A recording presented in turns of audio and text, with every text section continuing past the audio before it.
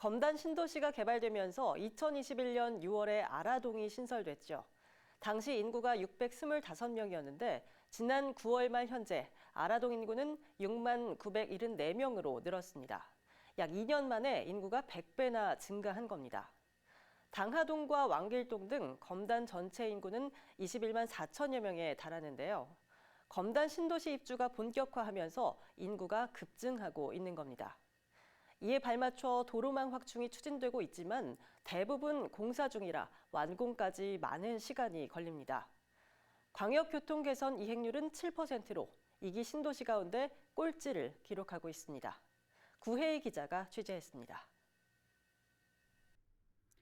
서구 왕길동 원당대로입니다. 공사를 진행해오던 흔적만 남은 채 오랜 시간 방치돼 있습니다. 왕복 4차선의 도로가 한낮 시간에도 차량 통행으로 혼잡한 상황. 이곳은 서북부 지역의 교통 혼잡을 위해 도로망 확충이 추진되던 곳입니다. 하지만 토지 보상 문제가 해결되지 않으면서 지난 2022년 1월 공사가 중단됐습니다. 공정률은 11% 수준에 머물러 있습니다. 내년 완공을 목표로 한다고 하지만 언제 사업이 재개될지는 미지수입니다. 대부분 검단 신도시에서 일산과 서울 등 다른 지역을 잇는 도로가 신설되거나 확장을 추진하고 있는 건데 사업이 제대로 진행되지 않으면서 주민들은 불편을 호소합니다. 저는 회사가 일산인데 김포로 해서 일산대교 그렇게 해서 신도시 사람들이 되게 불편을 많이 느끼고 있어요. 서울에 갈 일이 생기면 2시간은 잡고 출발하거나 아예 차를 놓고 지하철로 출퇴근을 선택하기도 합니다. 말만 들었지 뭐 확실하게 뭐 난다 안 난다 그건 잘 모르겠어요. 왜요? 밀릴 거 감안해서? 2시간? 1시간 반에서 2시간? 예. 안 밀리면 그 정도까지는 안 걸리죠? 그렇지 1시간 정도? 영등포까지는.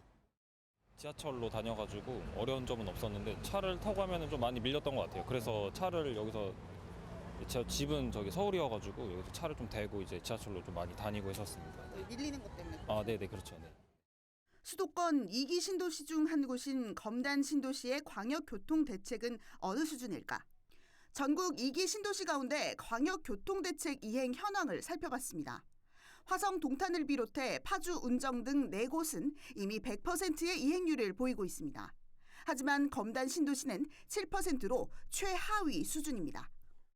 검단 신도시에만 15개 광역교통 개선 사업이 진행되는 중인데 13곳이 아직도 공사 중이거나 지연, 중단된 상황입니다. 광역 교통 대책 중에서 13건이 지금 진척이 안 되고 있거든요.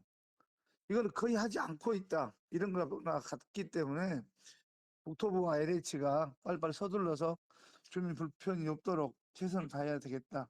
이런 생각을 갖고 올해까지 검단 신도시에 입주한 입주민들은 모두 27,570여 세대. 전체 계획 세대의 36%가 입주를 마쳤습니다. BTV 뉴스 구혜입니다.